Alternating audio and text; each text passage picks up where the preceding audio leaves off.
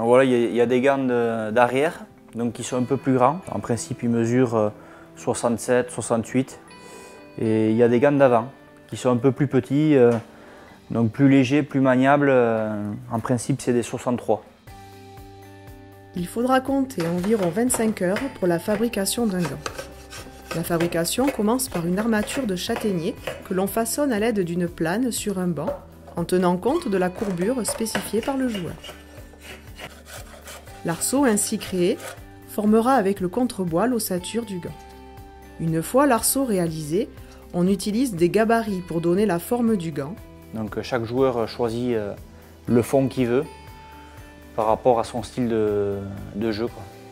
Donc suite à ça, on dispose de côtes, quoi.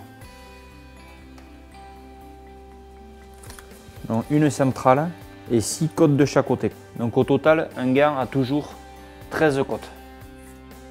Il faudra affiner l'osier pour un maillage plus étroit vers la pointe et plus large dans la poche.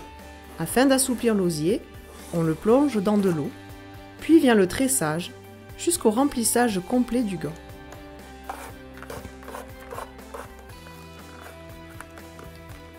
Alors, soit on va jusqu'à l'arceau, ou soit on fait le demi-tour aux deux premières. Parce qu'en fait, là il faut remplir beaucoup plus qu'ici, quoi.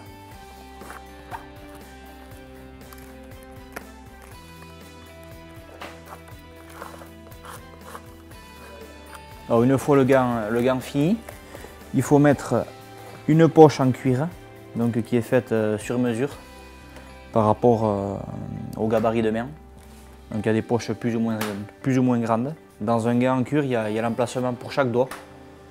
Lors du jeu, le gant sera maintenu à la main au moyen d'une lie.